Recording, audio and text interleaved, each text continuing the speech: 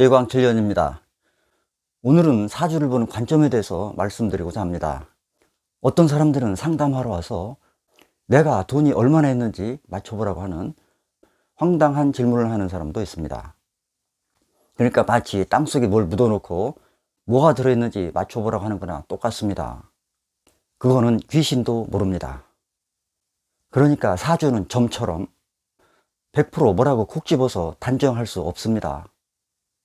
물론 그것이 가능한 부분도 있겠습니다만 수많은 인생사를 정확하게, 그것도 미래에 닥쳐올 일을 100% 예단한다는 것은 불가능한 일입니다. 단지 우리는 타고난 운명의 코드를 통해서 그동안 살아온 궤적과 앞으로 나아갈 방향, 그러니까 방향을 제시해 주는 것이다. 그래서 방향의 설정이 중요합니다. 마치 우리가 일기예보를 들으면 내일 비가 올 것이다, 그러면 미리 우산을 준비할 수 있겠죠. 하지만 아무리 과학적인 기상 데이터를 할지라도 언제부터 언제까지 정확하게 면밀히 비가 올 것이다 라고는 맞출 수가 없습니다. 단지 내일의 날씨가 흐릴 것인지 맑을 것인지, 비가 대략 어느 정도 올 것인지 이렇게 예측할 수 있는 것처럼 사주 또한 인생 흐름의 방향을 어느 정도 예단할 수 있다. 그런데 그것은 무엇을 통해서 하느냐? 바로 음양오행의 기운을 통해서 판단할 수 있습니다. 그런데 음양오행의 기운이라고 하는 것은 볼 수도 없고 만질 수 없습니다. invisible, intangible입니다. 무형의 에너지. 하지만 우리는 이 오행의 코드를 통해서 기운이 어떻게 흘러가는지, 차갑게 흘러가는지 따뜻하게 흘러가는지, 좋게 흘러가는지 나쁘게 흘러가는지 이런 것들을 예측할 수 있습니다. 그러니까 새가 어느 방향으로 어느 정도의 속도로 날아가는지를 알 수 있다면 총을 쏴서 정확하게 맞출 수가 있겠죠. 그러한 음양오행의 흐름을 통해서 진로를 설정할 수 있고 직업을 선택할 수 있고, 또 사업운, 직장운, 배우자운, 재물운, 부모운과 자식운, 이러한 제반 인생사의 기름을 판단할 수 있습니다.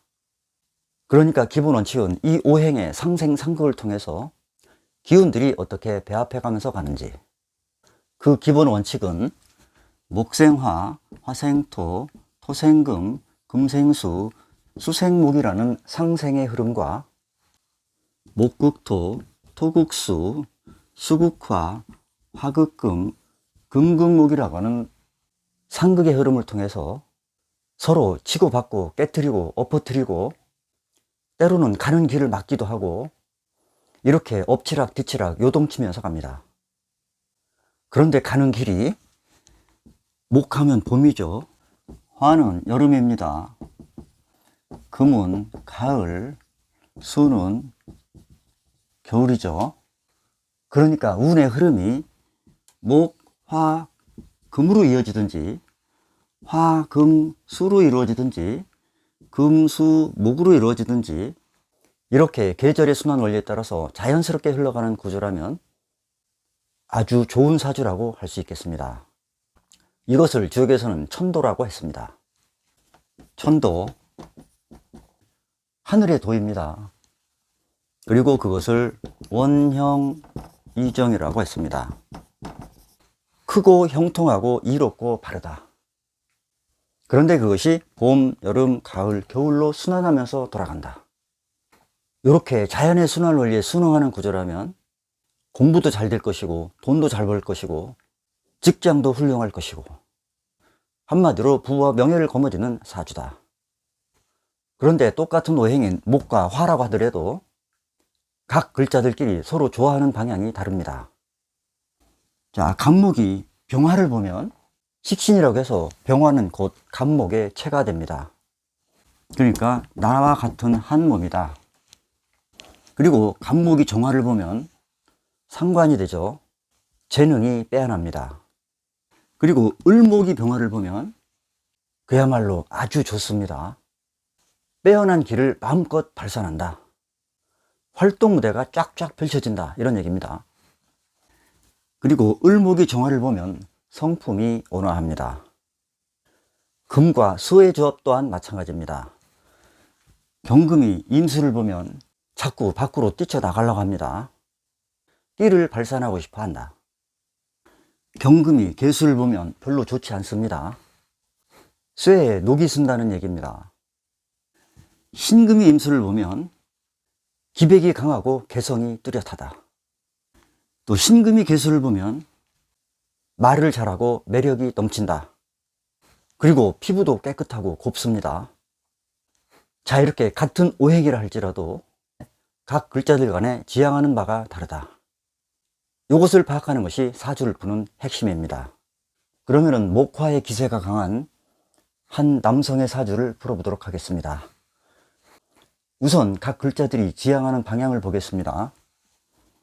일간이 간목은 옆에 병화를 향해서 갑니다. 을목 또한 가장 좋아하는 병화를 향해서 가겠죠. 그리고 강력한 화, 병화, 오화, 오화가 술토의 묘지로 들어가는 구조입니다. 그러니까 재물이 다 여기에 모입니다. 재물이 모친공인 술토에 다 모입니다. 실제로 이 사람은 돈 관리를 모친이 한다고 합니다. 그리고 이 화들은 이 간목의 식신하고 상관이죠. 말을 잘하고 재능이 뛰어납니다. 그리고 화가 상징하는 예술, 예능, 화려함, 이것들이 경금을 다루니까 목소리도 우렁차고 빼어납니다. 또한 천간에서는 이렇게 을경합을 하죠. 정보통신, 방송, 연예의 물상입니다. 실제로 이 사람은 왕성하게 활동하고 있는 가수입니다. 이 사주는 금수의 세력이 상대적으로 왕성합니다. 각 글자들이 지향하는 방향을 보겠습니다. 정화가 신금한테 열을 가하면 신금은 임수를 향해서 풀어집니다. 돈을 많이 벌 수 있는 구조다. 그리고 천간에서 이렇게 정임합을 하죠. 전문 직종에 근무합니다. 그리고 이 해수가 진토를 향해서 갑니다. 그러면서 진유합도 합니다. 재물에 대한 욕심이 강합니다. 그런데 남자인 이 사주는 여자를 뜻하는 재성이 연지에 있는 을묘에 있습니다. 그런데 묘목이 배우자 궁으로 들어오려고 하는데 묘유충을 당하죠. 그래서 50이 가까운 지금까지 여자는 많은데 결혼을 못하고 있습니다.